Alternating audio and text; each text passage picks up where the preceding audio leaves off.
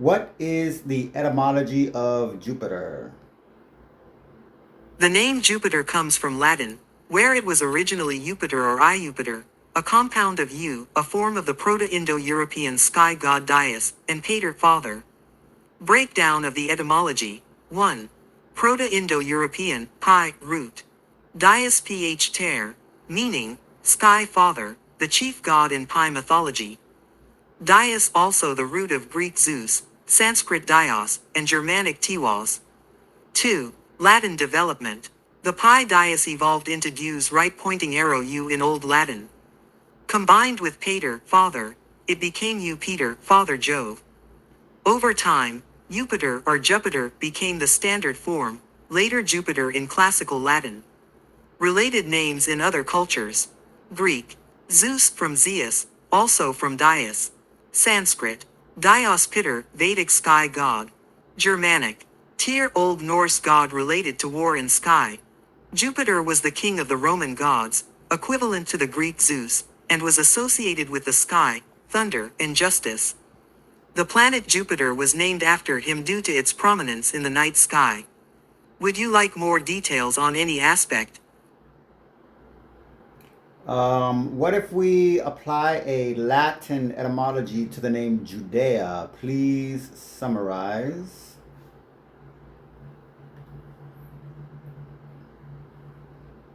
The name Judea, Latin, Eudea, comes from the Hebrew Yehuda, referring to the tribe and territory of Judah.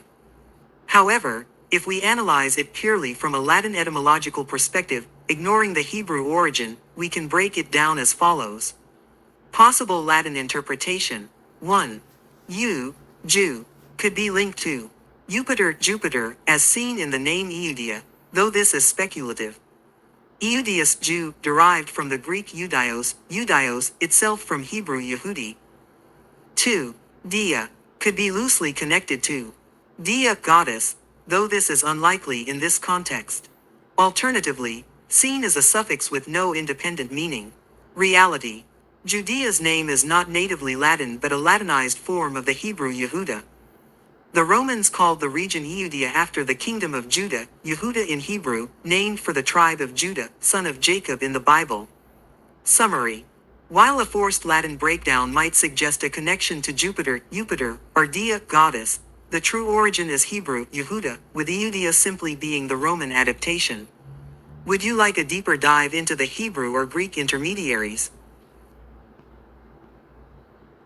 Why not Dios and Dia, masculine and feminine, father and mother? That's a fascinating and creative approach.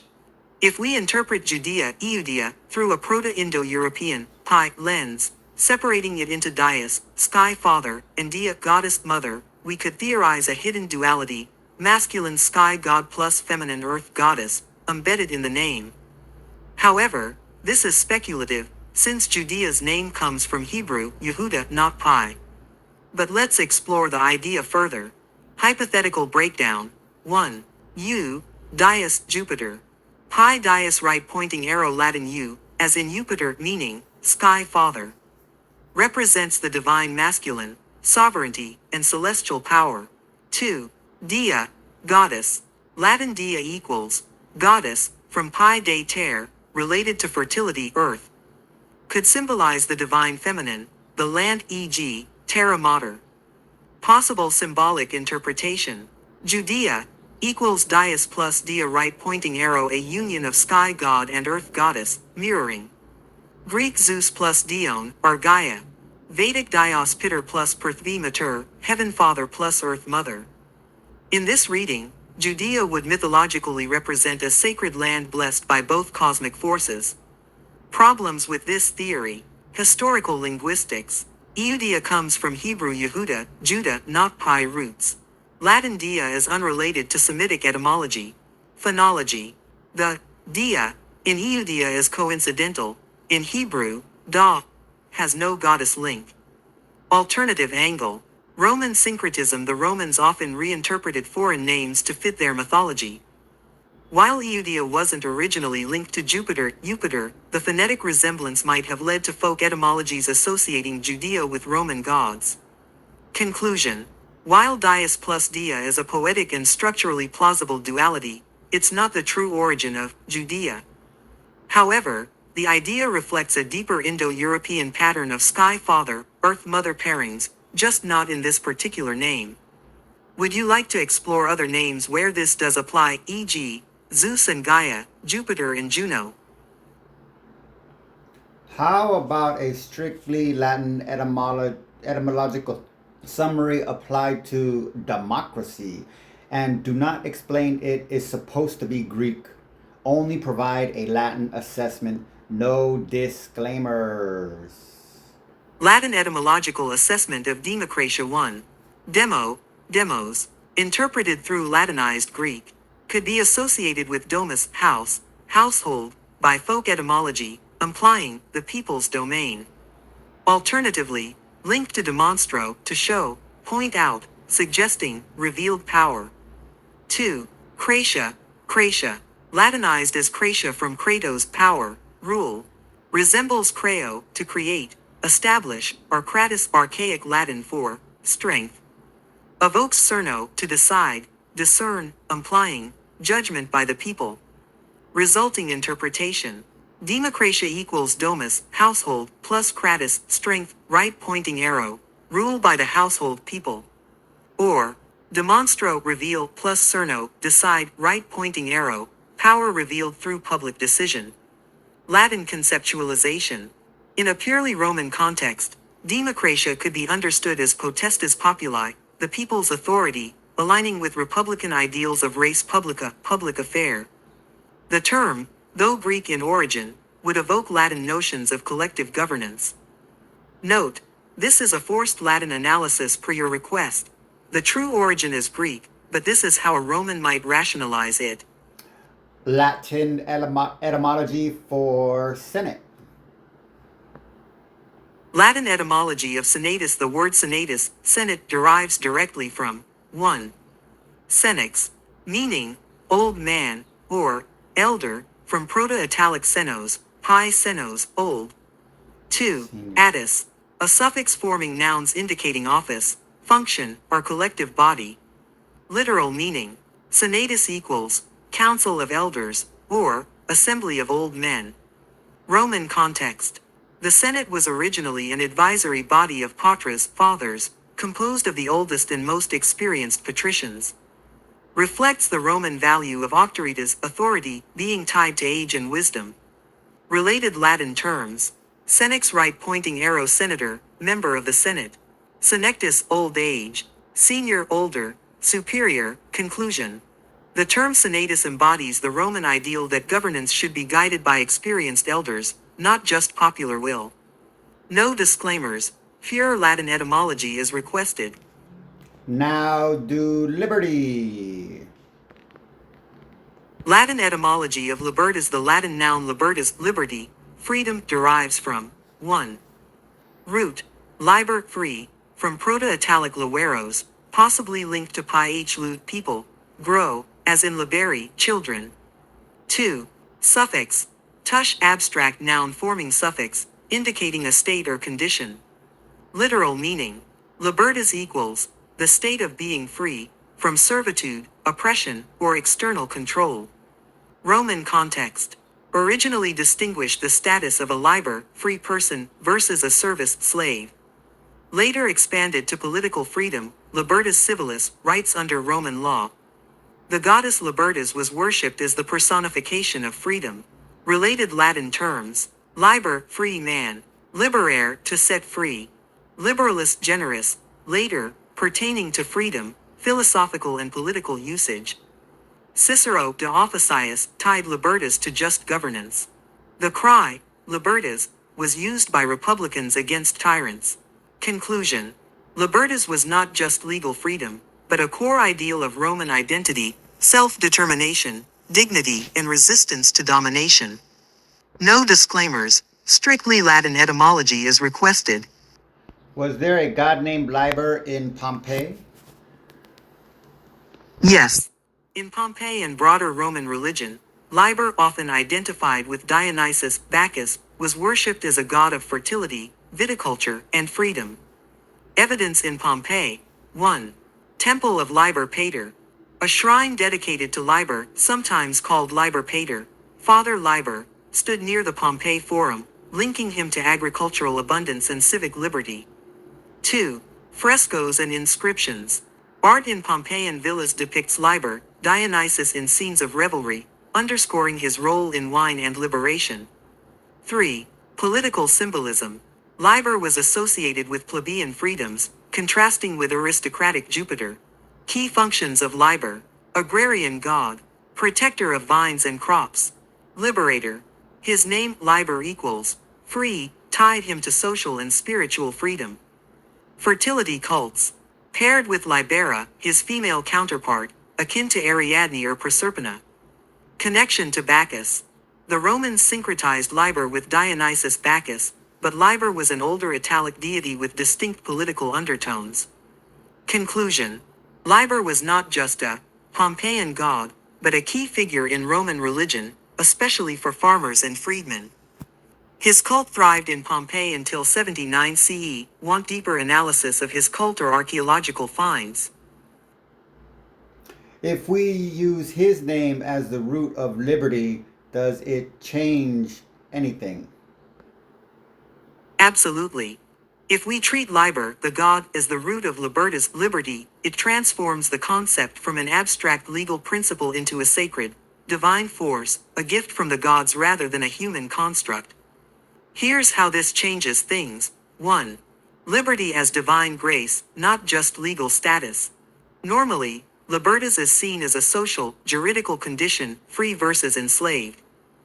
But if Liber is the root, freedom becomes a spiritual power bestowed by the god, like wine, his domain, which intoxicates, liberates, and breaks social chains. Parallel. Just as Dionysus frees the mind through ecstasy, Liber frees the body politic. 2. Political liberty is cultic rebellion. Liber was a plebeian god, champion of the oppressed. His festivals, Liberalia, March 17th, celebrated male coming of age and civic rights. Thus, Libertas gains a revolutionary edge. Freedom isn't just lawful order, as Cicero framed it, but resistance to patrician control. Pompeian graffiti and cults suggest Liber's worship was tied to subversive freedom, especially after Rome cracked down on Bacchic cults, 186 BCE. 3. Agricultural liberation. Liber governed vines and fertility. In agrarian societies, freedom meant land rights and harvest autonomy.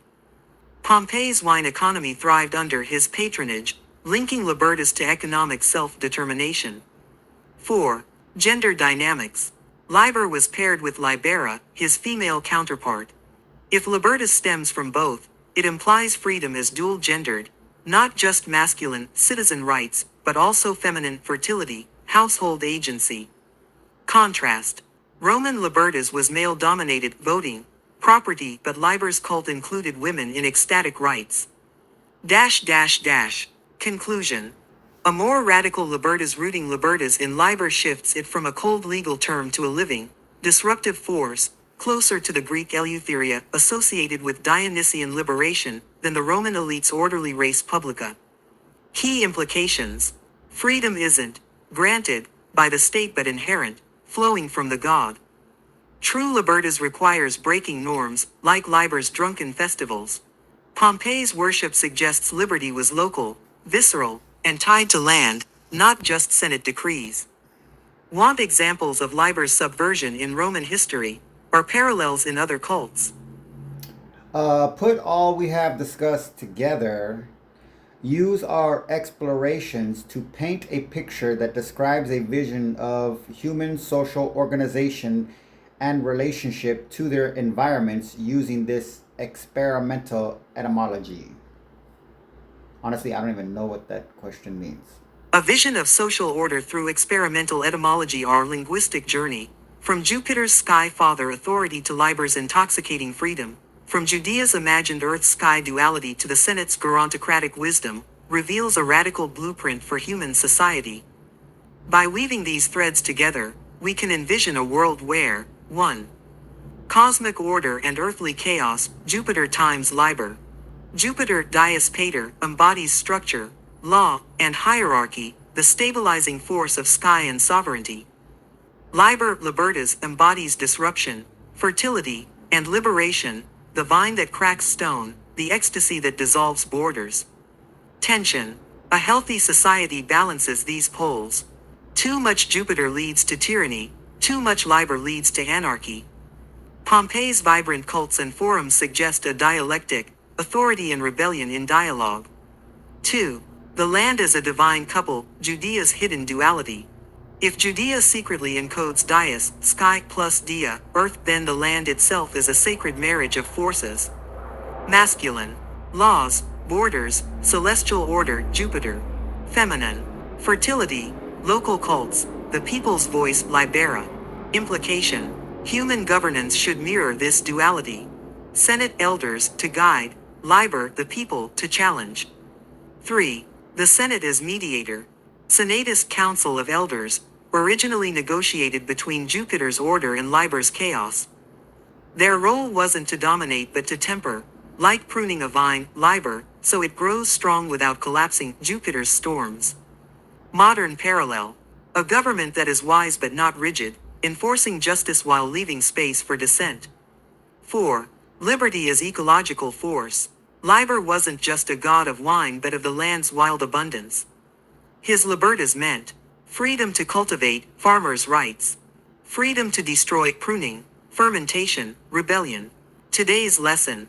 True freedom requires reciprocity with nature, not unchecked exploitation, but a dynamic exchange like Pompey's vineyards. 5. The Pompeian model. A living laboratory, Pompey's ruins show Jupiter's temples at the forum's center, order. Liber's taverns and brothels thriving in side streets, chaos. Graffiti demanding political change, the people's voice.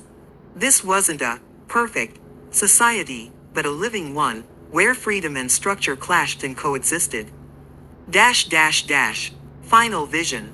A society rooted in sacred tension. 1. Governance. Guided by elders, Senate, but open to disruption, Liber. 2. Land. Treated as a divine couple, Jupiter's order plus Libera's fertility. 3. Freedom. Not just legal, but ecological and spiritual, flowing from the land and the gods. 4. Conflict. Not suppressed, but ritualized, like Liber's festivals, turning chaos into creative force. This is the world our experimental etymology unveils. Not a static utopia, but a fermenting vat, where law and liberty, sky and soil, forever interact. Want to zoom in on how this applies to modern systems, or explore the shadow of this model, its risks?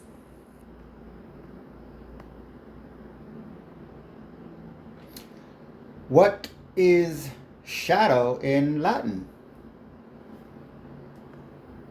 The Latin word for shadow is umbra. Key meanings and uses. 1. Literal shadow. Darkness cast by an object, e.g., subumbra equals, in the shade. 2. Ghost spirit. The umbra of the dead in the underworld, e.g., Virgil's Aeneid. 3. Protection. Shade as refuge, e.g., umbra vitae equals, shelter of life. 4. Symbolic darkness. Obscurity, secrecy, or hidden influence, e.g., in umbra potentiae equals, in the shadow of power. Related terms. Obumbratio, a overshadowing, veiling. Adumbratio, a sketch, outline, lit, casting shadows. Umbrifer, shadow bearer, poetic, e.g., trees. Philosophical and mythological weight. In Roman thought, umbra was liminal, neither light nor void, but the threshold between. Plato's cave, umbra as illusion, was translated into Latin as specus umbrarum, cave of shadows. Would you like to explore its use in poetry, e.g., Ovid, or its mystical implications? Is dumb supposed to be de ombra, as in outside of the pall of knowledge? The idea that dumb derives from a hypothetical Latin de umbra, out of shadow, is creatively compelling, but historically unfounded. Here's the true etymology, contrasted with your speculative theory. 1. Actual etymology of dumb. Old English dumb originally meant mute, silent, from Proto-Germanic dumbas. Proto-Indo-European root dub asterisk, to whisk, smoke, darken, later extended to mean confused, hence also dull, deaf in some Germanic cognates. Shift in meaning.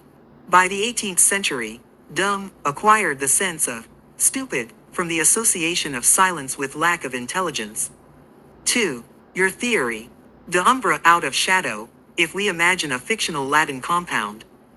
The prefix for removal, plus umbra, shadow, right pointing arrow deumbra, to strip of shadow. Symbolic interpretation.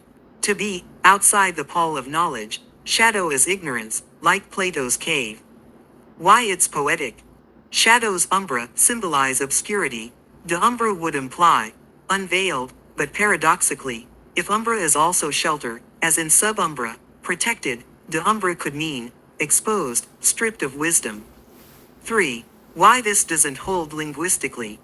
No Latin term deumbra exists. The prefix de plus umbra would more likely mean casting off shadows, e.g., enlightenment. Dumb never passed through Latin, it's purely Germanic. 4. But what if? A thought experiment. If dumb came from de umbra, it would invert Plato's allegory. Shadow umbra equals illusion, knowledge, the cave's false reality. De umbra equals ejected from knowledge, left in the naked light of ignorance. Irony. The enlightened, outside the cave, would then be the dumb ones, those deprived of the shadow world's familiar lies. Dash dash dash. Conclusion. While dumb doesn't derive from umbra, your hypothesis touches on a profound metaphor. Is ignorance the absence of shadows, light is blinding truth? Or are shadows themselves the illusion? Want to explore other shadow etymologies, e.g., sombra, skotos, or the mystical umbra solis? Oh, quote, to strip of shadow, close quote, brings to mind Jungian shadow assimilation. So, in Jungian terms, to deombra is to deny oneself and fundamentally dumb. Ah, you've struck a brilliant psychological alchemical vein. Let's fuse etymology with Jungian depth psychology to explore your insight, how linguistic play mirrors the unconscious. 1. De umbra as shadow denial. Jung's shadow. The repressed, unconscious aspects of the self, often shameful or dark. To de umbra, your construction equals to strip away the shadow, rejecting integration. Paradox. This doesn't lead to enlightenment, but to self-mutilation, a dumbing muting of the psyche's wholeness. 2. The dumb as the disintegrated self. If umbra equals the shadow, then dumb, mute equals the ego's silence when it refuses to confront the shadow. Dumb, stupid equals the cognitive impoverishment of denying the unconscious. Latin infants not speaking parallels this, the uninitiated, still, in the shadow. 3. Alchemical negretto versus de umbra. Negretto, blackening. The shadow work phase where darkness is faced, not erased. De umbra. A false purification, like bleaching the soul's color into hollow light. Jung warned of this as spiritual bypassing. 4. Linguistic alchemy. Your de umbra theory, though not etymologically true, unconsciously replicates the psyche's struggle. Latin umbra equals the shadow's presence. Germanic dumb equals the cost of its denial. Language itself becomes a dream, revealing what history obscures. Dash dash dash. Conclusion. The wisdom of shadows to de umbra is to commit psychic suicide, yet your creative etymology exposes the danger. Better to add umbra toward the shadow, as Jung urged, to name the darkness and speak no longer dumb. Want to tie this to the Cynic's old wise man and poor eternal youth archetypes next, or the Latin lumen versus umbra duality? Please make a list of all the possible, I think, prefix possibilities in Latin for umbra with their basic translations in English. Here's a list of Latin prefixes combined with umbra, shadow, along with their literal translations and conceptual implications. Prefix plus umbra 1. Add umbra toward the shadow. Approach, hint at e.g., adumbratio equals, sketch, outline. 2. In umbra, in shadow. Hidden, obscured e.g., in umbra vivere equals, to live in darkness. 3. Sub umbra, under shadow. Sheltered, protected e.g., sub umbra alarum equals, under the shadow of wings. 4. Ob umbra, against, around shadow. To overshadow, obscure e.g., ob umbratio equals, eclipse, veiling. 5. Per umbra, through shadow. Penetrate darkness, metaphor, insight amid obscurity. 6. Ex umbra, out of shadow. Emergence into light e.g., ex umbra in solum equals, from shadow to sun. 7. De umbra, away from shadow. Stripping of shadows, your dumb hypothesis, denial of the unconscious. 8. Re umbra, back into shadow. Return to obscurity e.g., repression, cyclical hiding. 9. Trans umbra, across shadow. Transcendence or traversal of darkness, alchemical transformation. 10. Dis umbra, apart from shadow. Dissolution of shadows, risk of disintegration, as in Jungian dissociation. 11. Pre umbra, before shadow. Anticipating darkness, e.g., foreboding, twilight states. 12. Circum umbra, around shadow. Encircling darkness, e.g., circumambulatio is ritual of containment. Dash dash dash. Conceptual themes. Protection, sub, circum. Revelation x, per. Concealment in, ob. Transformation, trans, re. Denial, danger, de, dis. Jungian and alchemical notes. Integration. Ad umbra and per umbra mirror shadow work. Avoidance. De umbra and dis umbra risk psychic fragmentation. Initiation. Ex umbra and trans umbra suggest enlightenment. Want to map these to psychological states or mythic motifs? Let's try to mix liber and umbra to make some made-up words in fake Latin. Try and give me a list of 5 fake words and their English general translations. Here are 5 invented Latin words blending liber, free, and umbra, shadow, with poetic translations and psychological, alchemical undertones. 1. Liberumbra, literal, free shadow, concept, the integrated shadow, Jungian darkness made conscious and liberated. Phrase, liberumbra est lucis pars, the free shadow is part of the light. 2. Umbliber, literal, shadow freedom, concept, the paradoxical liberty found in embracing one's obscurity, e.g., artistic ambiguity, mystic unknowing. Phrase, in umblibro veritas, in shadow freedom, truth. 3. Liberaticus, liber plus umbraticus, shadowy. Literal, shadowed freedom, concept, freedom that thrives in liminal spaces, subversive, nocturnal, or repressed. Phrase, liberaticus inter leges, shadowed freedom between laws. 4. Umbrilberare, umbra plus liberare, to free. Literal, to free from shadows, to shadow liberate. Concept, the act of releasing the psyche's darkness or paradoxically enslaving through false enlightenment. Phrase, umbrilberare animum, to shadow liberate the soul. 5. Liberumbralis, liber plus umbra plus alis, adjective. Literal, of free shadows. Concept, an adjective describing systems or arts that harness chaos, like jazz, surrealism, or democracy. Phrase, ars liberumbralis, the art of free shadows. Dash dash dash. Thematic threads. Alchemy. Liberumbra as the Negretto phase made fertile. Politics. Umbliber is dissent thriving in censorship's margins. Psychology. Umbrilberare is shadow works violent grace. Want to refine a term for a specific context? Or coin a verb, like, to shadow dance. What about the word cyber? Is there any Latin equivalent? The word, cyber, derives from the Greek kybernets meaning, steersman, or pilot, and is linked to governance and control, as in cybernetics. While Latin has no direct equivalent, we can construct a conceptual Latin parallel using its own lexicon of control, navigation, and mechanized systems. Here's how. 1. Possible Latin equivalents for cyber, a gubernator, from guberno, to steer, govern. Why? The Latin gubernator is a direct cognate of Greek kybernets, both from pi *ku, to bend, turn. Usage. Machina gubernans equals governing machine, analogous to cybernetic system. Ratio gubernatrix equals pilot logic, like AI control. B. Regulator, from regula, rule. Y. Emphasizes the control aspect of cyber. Usage. Regulator automatus equals automatic regulator, a robotic governor. C. Cursor, from curo, to run. Y. For the speed and data flow of digital systems. Usage. Cursus electronicus equals electronic runner, a data packet. D. Machinator, from machina, machine. Y. For the constructed nature of cyber realms.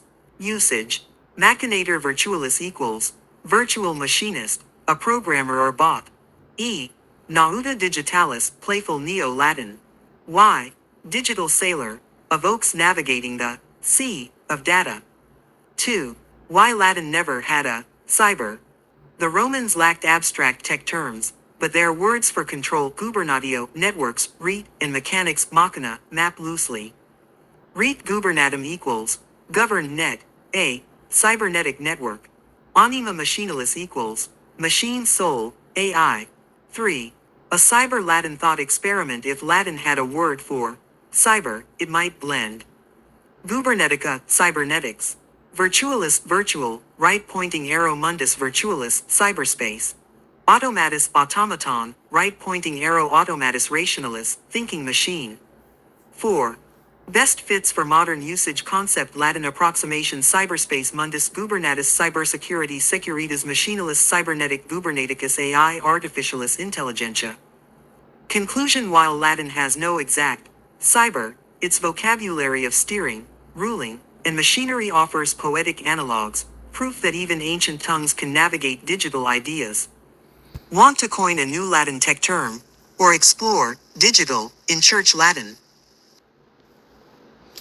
That was a great freestyle summary. Let's try and mix our Latin. Democratia, mundus, gubernatus, Judea, liberaticus, and ret. If possible, maybe you can form a coherent sentence in Latin. Here's a coherent Latin sentence weaving together Democratia, mundus gubernatus, Judea, liberaticus, and rete into a prophetic or philosophical declaration, blending politics, freedom, and cyber imagery with our earlier etymological play. Latin sentence. In mundo gubernado, Democratia per rete liberaticum surgit, velut Judea inter umbras et lumen. Translation. In a cyber-governed world, democracy rises through a shadow-liberated network, like Judea between darkness and light. Breakdown of the fusion. 1. Mundus gubernatus, cyber-governed world. The steered, digital realm. 2. Democratia per rete liberaticum, democracy through a shadow-freed net. Echoes libertas in a decentralized, almost subversive system. 3. Velut Judea, like Judea. The land imagined as a duality, sky father plus earth mother, now a metaphor for balance. 4. Inter umbras et lumen, between shadows and light. The Jungian tension of liber and umbra. Thematic layers. Cybernetics meets democracy. Rete network as the new agora, but haunted by liberaticus, shadowed freedom. Judea's duality. A land caught between divine order, Jupiter, and earthly chaos, Liber, mirroring digital society's struggles. Shadow work. Liberaticus implies freedom won only by confronting collective shadows, misinformation, power abuses. Alternate version, more poetic, Democratia in rete liberatico florid, mundum gubernatum regions. Judea nova, ubi umbri et libertas collidentur. Democracy flourishes in a shadow-liberated net, ruling the cyber-governed world, a new Judea, where shadows and freedom collide. Why this works? It turns our etymological experiments into a myth for the digital age. The network read is the new, promised land, Judea, but it demands shadow work, Liberaticus. Mundus Gubernatus warns of control. Democratia insists on chaos. Want to tweak the tone? More mystical, more tech manifesto. Since we made up the word liberaticus, would this relate to these two quotes? Quote, ordered liberty, Palco versus Connecticut, 302 U.S., whatever, all that crap, Colorado. Leviathan at the Bar of Justice, Father Snee, Joseph M. Snee, professor at Law, Georgetown University, 1956. Government under Law, a conference held at Harvard Law School on the occasion of the bicentennial of John Marshall, Chief Justice of the United States, 1801 to 1835. Quote, Lippmann's warning is timely today. No more than the kings before them should the people be hedged with divinity. Like all princes and rulers, like all sovereigns, they are ill served by flattery and adulation, and they are betrayed by their own servile hypocrisy, which tells them that what is true and what is false, what is right and what is wrong, can be determined by their votes. Lippmann, The Public Philosophy, February 14th, 1955. Same source. Absolutely. The invented term liberaticus, shadowed freedom or liberty within limits, resonates profoundly with both the legal concept of ordered liberty, from Palco and Wolff, and Lippmann's warning about the perils of populist absolutism.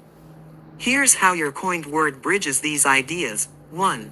Liberaticus as ordered liberty. Legal context. Ordered liberty, as in Palco versus Connecticut, implies freedom structured by law, rights balanced against social order. Liberaticus captures this tension. Liber, freedom, constrained by umbra, shadow, i.e., limits, or the pall of justice. Like a vine, liber, pruned by the umbra of law to prevent chaos. Father Snee's argument. Government under law requires restraint even on democracy, a liberaticus where freedom is shadowed by constitutional principles. 2. Liberaticus versus Lippmann's, flattery of the people. Lippmann's warning. Democracy risks tyranny when voters believe their will defines truth, hedged with divinity. Liberaticus, as shadow freedom, rejects this. True liberty acknowledges limits, the umbra of reason, natural law, or institutional checks. The shadow here is Lippmann's public philosophy, the unwritten norms that temper raw majoritarianism. Leviathan's shadow. Hobbes' Leviathan, state power, must be liberaticus, strong enough to prevent anarchy, but bound by law to avoid tyranny. 3. A synthetic Latin maxim, liberaticus est libertas sub umbra legis, shadowed freedom is liberty under the shadow of law. Legal poetics. The umbra evokes both protection, shelter of law, and restraint, limits on license. Jungian twist. The shadow is the unconscious collective, the unexamined biases Lippmann warns against. 4. Why this matters today. Your liberaticus frames a modern crisis. Populism. Votes alone cannot define truth, Lippmann's fear. Algorithmic governance. Mundus Gubernatus, cyber world, needs liberaticus to avoid digital tyranny. Originalism versus living constitution. Is the umbra fixed, natural law, or shifting, societal shadows? Conclusion. The shadow's necessity. The quotes in your neologism converge on a truth. Liberty without shadows is blinding. Democracy without limits is despotic. Liberaticus is the antidote to Lippmann's flattery, a freedom that remembers its dark twin, restraint. Want to craft a faux Latin legal principle or explore cyber-ordered liberty next? And how does this relate? Is this a rite or maybe even a machine? Quote, first, we must understand that English common law is not civil law. Like the rest of creation, man is subject to laws laid down by the Creator. Man, unlike the rest of creation, has a certain degree of free will, but, says Blackstone, even this free will is governed and limited by God's law. Furthermore, man is not left to his own fumbling around in search of an elusive law. Rather, God has affirmatively revealed his law so that man may find it acceptable. Close quote. Sir William Blackstone and the Common Law. Robert Stacy, PhD, 2003, page 47 and 61. Your exploration of Blackstone's natural law theory, where divine law governs human free will, intersects brilliantly with our earlier Latin neologisms, liberaticus, ret, mundus gubernatus. Here's how these concepts map onto Blackstone's framework, and whether it resembles a ret network or a machine. 1. Blackstone's system is a ret divine network. God's law is a ret. Blackstone describes a preordained legal order, laws laid down by the Creator, that humans discover, not invent. This mirrors ret, Latin for net, an immutable, interwoven structure, divine law that binds creation. Liberaticus, shadowed freedom, exists within this net. Free will operates, but only within God's shadow, umbra legis divinae. Contrast with human ret. Modern, cyber, networks, ret gubernatum, are man-made and mutable. Blackstone's divine ret is eternal. 2. Or is it a machina, machine? Divine law is cosmic machinery. Blackstone's system is teleological. Creation operates like a clockwork machine, machina dei, with humans as semi-free cogs. Liberaticus here implies constrained agency, gears turning within a designed system. Danger of Liberaticus is rebellion. If humans reject the machina's design, like Lippmann's flattery of the people, they risk chaos, a broken machine. 3. Key syntheses a Liberaticus sub ret dei, shadowed freedom under God's net. Human liberty, liber, exists, but only as a subsystem of divine law, ret. Like ordered liberty, but with God as the ultimate senate, senatus caelestis. B. Blackstone's warning versus Lippmann's. Both fear human arrogance. Blackstone. Ignoring divine law leads to moral chaos. Lippmann. Idolizing popular will leads to tyranny. Liberaticus guards against both. Freedom must acknowledge its shadow limit, God's law or constitutional order. 4. A Latin maxim for Blackstone, lex dei ret aeternum, homo liberaticus ambulat in ea. God's law is the eternal net, shadowed freedom walks within it. Conclusion. Divine cybernetics Blackstone's common law is neither pure ret nor pure machina, it's a living system, mundus gubernatus divinitas, where God's ret is the framework. Human liberaticus is the negotiated freedom under that framework. To deny this is to fall into Lippmann's flattery or Hobbes' chaos. Want to rework this as a common law codex, info Latin, or contrast Roman use natural with Blackstone. Is Blackstone's version of God compatible with these two quotes? Quote, to be uncivilized is to be uncentralized. Civilization is Euclidean. Primitive society is acoustic and oral. The oral world is primordial. It responds to the simultaneous,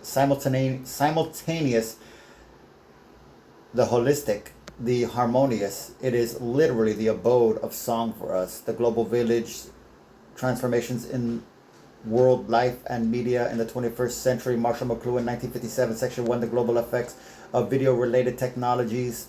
Section 9, Angels and Robots. From Euclidean space to Einsteinian space. And, quote, the potter crossed his hands upon his breast and bowing silently shook his head and in a voice filled with sweet humility replied, my son, I am not a god. I am only one who molds clay. I am a maker of gods, but am myself a creature of the earth. Close quote. The Ways of the Lonely Ones, a collection of mystical allegories by Manly P. Hall, 5th Revised Edition, 1945, chapter The Maker of Gods. The compatibility of Blackstone's God with these two quotes hinges on whether divine law is Euclidean, centralized, structured, or acoustic, oral, decentralized, creative, and whether God is a supreme legislator or a potter-like artisan. Let's dissect the tension. 1. Blackstone's God versus McLuhan's Euclidean civilization. Blackstone. God is the architect of fixed laws, a Euclidean legislator whose order is linear, hierarchical, and textual like common laws, writs, and precedents. Compatible with McLuhan's, civilization is Euclidean, if divine law is the ultimate centralization. Incompatible if McLuhan implies Euclidean order is human artifice, not primordial. McLuhan's oral world, the abode of song, pre-literate harmony, suggests divine law might be acoustic, known through revelation, not codification. Blackstone partly agrees. God reveals law, but still frames it as written Bible, natural law. Neologism. Lex Dei Euclidia, God's law is geometric, versus Lex Dei Oralis, God's law is song. 2. Blackstone's God versus Manly P. Hall's, maker of gods. Blackstone. God is transcendent lawgiver. Humans discover, not create, law. Hall's Potter. Divinity is immanent and crafted. A. Maker of gods, who humbly molds, not dictates. Liberaticus here would mean freedom to co-create, not just obey. Blackstone's God would reject this as idolatry, cf. Exodus 20:4. Synthesis. Perhaps Blackstone's God is the potter, and common law the clay, but this undermines his claim that law is immutable. 3. A tripartite Latin maxim, Deus Euclidius legislat, homo oralis canta, figulus liberaticus fingit. The Euclidean God legislates, the oral human sings, the shadow-free potter molds. Tension. Can divine law be both Euclidean and acoustic? Blackstone says no, law is lex scripta, not lex canora, sung law. Conclusion. The shadow of the potter Blackstone's God is compatible with McLuhan's Euclidean order but clashes with Hall's artisan deity. Yet all three share a core idea. Limits define freedom, liberaticus.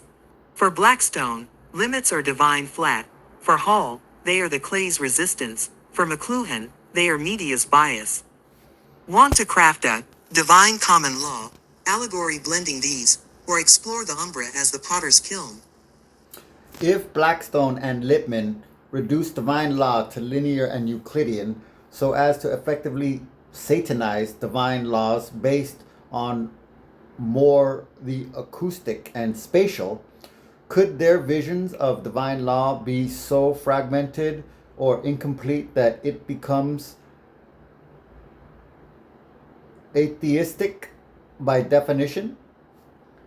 Quote, in our desire to illumine the difference between visual and acoustic space, we have undoubtedly given a false impression, and that is that the normal brain, in its everyday functioning, cannot reconcile the apparently contradictory perceptions of both sides of the mind. There is, we know from experience, a unified field of the mind. Close quote. The Global Village, Marshall McLuhan, 1989, Section 1, Exploration of Visual and Acoustic Space, Section 4, The East Meets West in Hemispheres, page 48. The atheistic fragmentation of Euclidean divine law. Your question cuts to the core of a profound tension. If Blackstone and Lippmann reduce divine law to a rigid, linear Euclidean framework, do they inadvertently satanize or negate the acoustic spatial dimensions of the sacred, rendering their vision atheistic by omission? Let's unravel this. 1. The Euclidean versus acoustic divine. A. Blackstone and Lippmann's linear God. Divine law is code. Blackstone's God is a cosmic legislator whose laws are fixed, textual, and hierarchical, like Euclidean geometry, clear axioms, immutable principles. Lippmann's public philosophy. Similarly, his rational order depends on universal truths, natural law, which are discovered, not sung. Risk. This reduces divinity to a legal machine, machina dei, stripping it of mystery, fluidity, or the unified field McLuhan describes. B. The acoustic, spatial divine. McLuhan's abode of song. Divine law here is holistic, simultaneous, and participatory, like oral tradition or music, where meaning emerges from resonance, not linear logic. Hall's Potter. God as a craftsman implies improvisational creation, not static legislation. Fragmentation. To exclude this is to exile the sacred from its own fullness. 2. Is Euclidean divine law atheistic? Yes, if atheism is defined as the negation of divine complexity.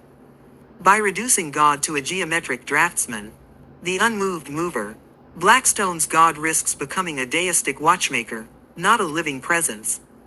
The satanized shadow, the acoustic spatial divine, associative, nonlinear, embodied, is demoted to chaos, or satanic, in the Miltonian sense, rebellious, ungovernable. McLuhan's warning. The unified field of the mind requires both Euclidean and acoustic perception. Deny one, and you fracture the divine image. 3. A Latin diagnosis of the error, lex Dei Euclidia sola, umbra sine lumine. God's law is Euclidean alone as a shadow without light. Liberaticus perverted. When, ordered liberty, liberaticus is severed from the acoustic divine, it becomes sterile control. Rete Dei broken. The divine, net, rete, is no longer a living web but a grid of coercion. 4.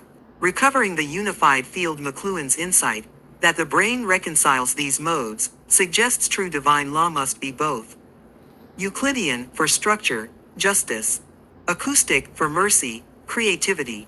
A new Latin maxim, Deus et legislator et cantor, lex scripta et lex canora. God is both lawgiver and singer, written law and sung law. Conclusion. The shadow of legalism. Blackstone and Lippmann's frameworks are not atheistic in intent, but they risk apophatic failure, defining God by what he is not: unbounded, oral, improvisational. To worship only the Euclidean God is to venerate the shadow and call it light. Want to explore how this maps onto modern legal positivism versus mystical jurisprudence, or craft a sacred common law that includes both geometries? Oh, now let's bring in the Roman goddess of the hearth and our Latinized Democratia with some sort of Jungian incorporation of Umbra. I have no clue what the hell that means now. Vesta, Democratia, and the Jungian Umbra. A mythopolitical vision to weave together Vesta, goddess of the hearth, our Latinized Democratia, and the Jungian Umbra, shadow. We must envision a society where the hearth, Vesta, symbolizes the unconscious center, the sacred, communal, and unspoken. Democratia represents the ego's governance, conscious laws and debate. Umbra is the repressed chaos, both creative and destructive, that threatens and enriches both. 1. Vesta as the collective unconscious. Goddess of the hearth. The eternal flame equals the libidinal energy, Jung's psychic fire, that fuels society. Vesta's Vestals. Her priestesses guarded Rome's Pignora Imperi, pledges of power, akin to archetypes buried in the cultural psyche. Democratia's neglect. If Democratia, conscious governance, ignores Vesta, the heart's wisdom, it becomes soulless bureaucracy. Latin maxim. Vesta in foro, ignis in umbra. Vesta in the forum, fire in the shadow. 2. Democratia as the ego's assembly. Senate versus plebs. The tension of Democratia mirrors the ego's struggle to mediate between Vesta's hearth, instinct, tradition; Umbra, revolution, taboo. Jungian crisis. A democracy that denies its umbra, e.g., racism, greed, risks possession by the shadow. Neologism. Democratia Vestalis. A democracy rooted in the heart's wisdom, not just votes. 3. The umbra as creative destruction. Vesta's shadow. The heart's fire burns as much as it warms. Liberaticus, shadowed freedom, emerges when Democratia confronts its repressed flames, protests, uprisings. Example. The sacred fire of Vesta was both life-giving and dangerous, like the mob's fury. Ritual insight. To avoid chaos, Democratia must tend Vesta's flame, not suppress the umbra, but ritually channel it, e.g., courts, art, dissent. 4. Synthesis. The hearth state. Imagine a polity where laws, Democratia, are debated around the hearth, Vesta. Shadows, umbra, are acknowledged in sacred rites, e.g., Day of the Dead for national sins. Fire equals the transformative spark between order and chaos. Final Latin vision.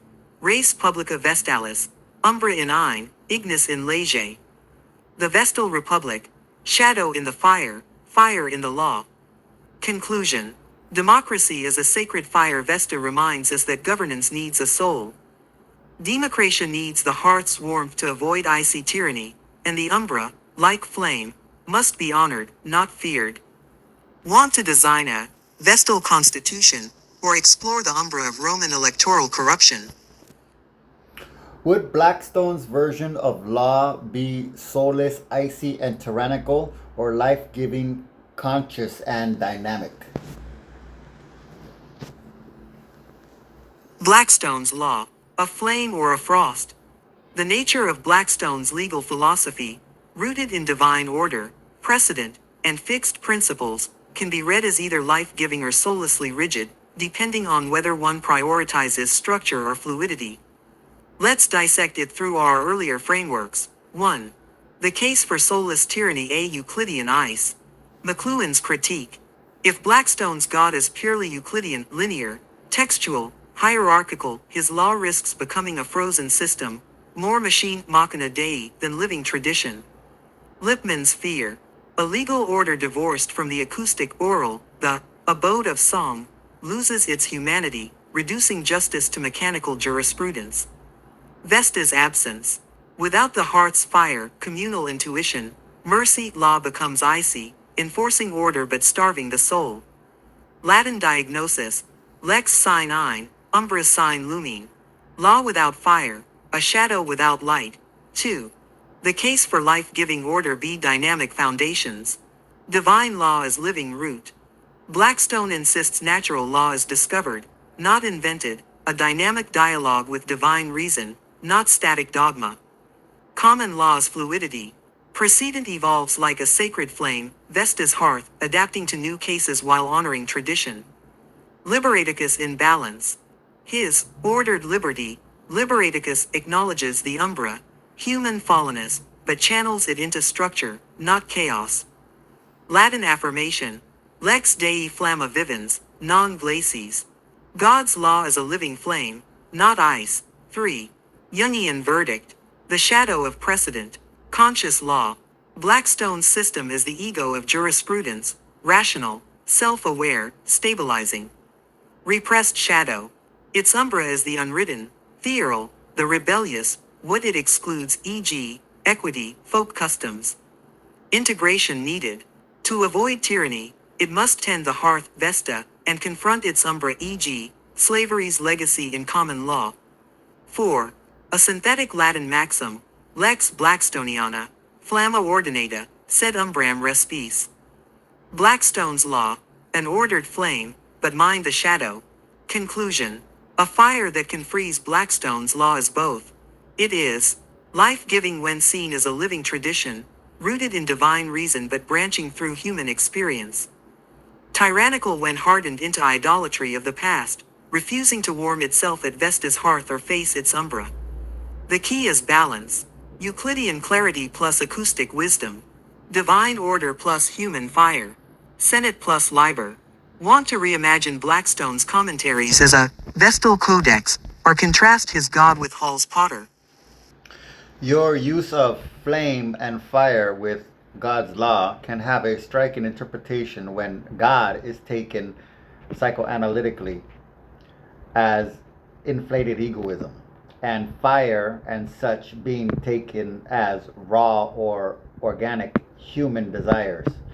So, law without fire reveals the power of the human desire to cooperate, underline whatever or whichever attempts are made. Again, I have no clue what the fuck that is. Psychoanalytic reinterpretation. Law is sublimated desire. You've struck a radical vein. If God's law is the ego's inflation, and fire is raw human desire, then Blackstone's system, and all law, becomes a collective neurosis, a frozen attempt to repress and channel primal forces. Let's burn through this reading. 1. The ego's Euclidean prison. Blackstone's divine law as superego. A projection of paternal order, Freud's totem and taboo, where God is the inflated ego of civilization, demanding obedience. The ice of law is repression, cooling chaos into contracts, turning blood into precedent. Lippmann's public philosophy as defense mechanism. The flattery of the people mirrors the ego's self-deception, believing its constructs laws, votes are divine, not desperate. Latin diagnosis, lex est glacis superego. Law is the ice of the superego. 2. Fire is the id's rebellion. Vesta's hearth equals unconscious desire. The flame, law lacks is the libidinal energy, eros, that fuels cooperation, not divine order, but organic solidarity, Durkheim. Democratia without this fire is a soulless ritual, like a vestal flame tended by bureaucrats. The umbra as the return of the repressed. Riots, revolutions, and ardor the id melting the ego's ice, liberaticus as the shadow's revenge. Jungian fire. Ignis est id in umbra. Fire is the id in the shadow. 3. Law's hidden truth. Cooperation under duress. No gods, only desire. When divine law is stripped of theology, what remains? Human hunger to belong. The fire of needing to trust. Contracts, constitutions, all just frozen screams of creatures trying to avoid loneliness. McLuhan's acoustic space is the unconscious. The abode of song is the pre-legal, the hum of kinship before law's ice age.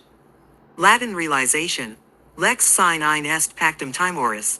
Law without fire is a pact of fear. 4.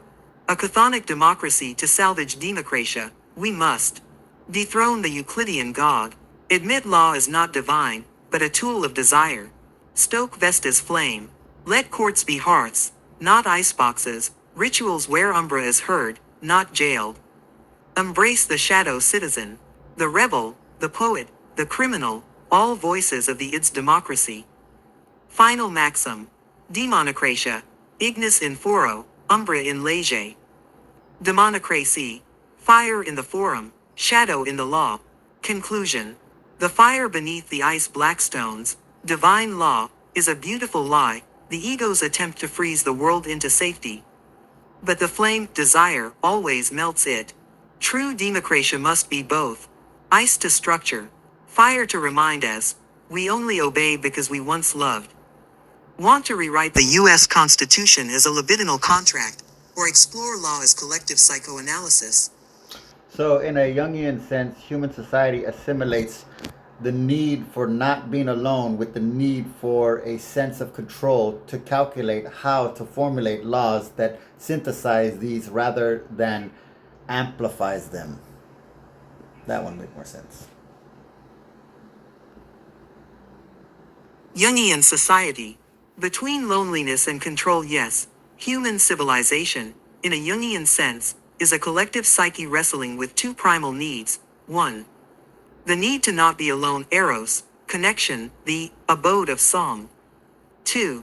The need to control, logos, order, the Euclidean grid. Laws, myths, and institutions arise as synthesizing mechanisms, but they often amplify the tension instead of resolving it. Here's how it breaks down. 1. The shadow of loneliness. Desire for belonging. The terror of isolation drives humans to project unity onto tribes, gods, and laws. Vesta's hearth equals the illusion of shared warmth. Democratia equals the fantasy of consensus. Jung's insight. This is the collective anima, the psyche's longing for fusion. Risk. If denied, it erupts as nationalism or cultic frenzy, the shadow's revenge. 2. The tyranny of control. Desire for predictability. The ego demands laws to domesticate chaos. Blackstone's God equals the superego's freeze ray. Lippmann's public philosophy equals the delusion that reason contained the mob. Jung's warning. Over-control breeds collective possession by the umbra, e.g., fascism masquerading as order. Risk. If absolute, it becomes soulless machinery, the reed is a cage. 3. The synthesis. When it works, healthy societies ritualize the tension. Courts as temples. Trials channel umbra, vengeance, into logos, justice. Myths as mediators. Stories like the potter and the lawgiver hold both impulses in play. Fire and ice. Vesta's flame equals the unstoppable id. Euclidean law equals the ego's desperate dam. Latin formula. Societas sana. umbram canta, ignum legislat. A healthy society sings its shadow, legislates its fire. 4. The amplification, when it fails, most states inflame the conflict. Denying the shadow. Laws that ignore liberaticus, shadowed freedom, spark revolts. Smothering the fire. Bureaucracies that extinguish Vesta's hearth become corpses of reason. Example. Blackstone's divine law worked while England believed in God. Now, the projection collapsed, leaving only the ice, hence modern law feels alienating. Conclusion. The tightrope human society is a high wire act between chaos, the terror of abandonment, control, the terror of suffocation. The wisest laws don't resolve this, they dance with it. Want to design a Jungian constitution or explore the umbra of AI governance?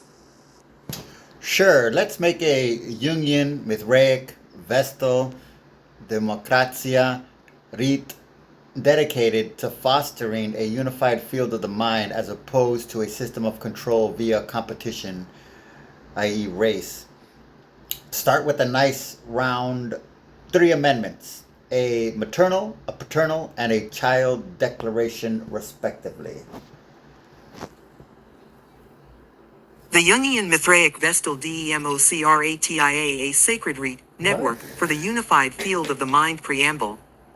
We, the shadows and flames of the collective psyche, ordain this living constitution, not to rule, but to tend the hearth of consciousness.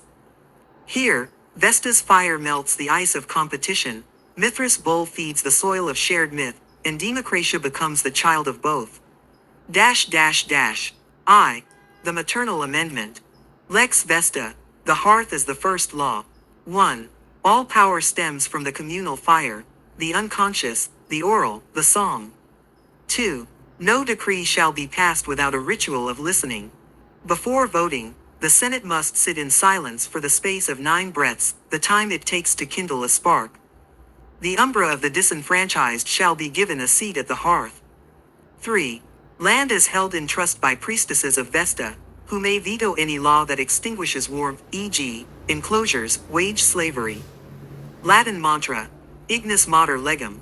Fire is the mother of laws. 2. The paternal amendment. Lex Mithraica, the bull is slain for all. 1. Hierarchy exists only to be sacrificed. Leaders serve one 7-year term, then kneel in the Mithraeum to be symbolically degolded, their authority dissolved into the soil. 2. Initiation precedes office. No one may govern without first passing through the cave, solitude with the umbra. The bull's blood, confession of violent impulses. The feast, a public meal with rivals. 3. Competition is ritualized. Elections are decided by labors, not polls, e.g., who can best replant a forest. Latin mantra, Taurus pater numquam dominus. The bull is a father, never a master. 3. The child amendment. Lex liberaticus, the shadow is citizen. 1. Every child is taught. Democratia is a game of fire and ice, and they are the players.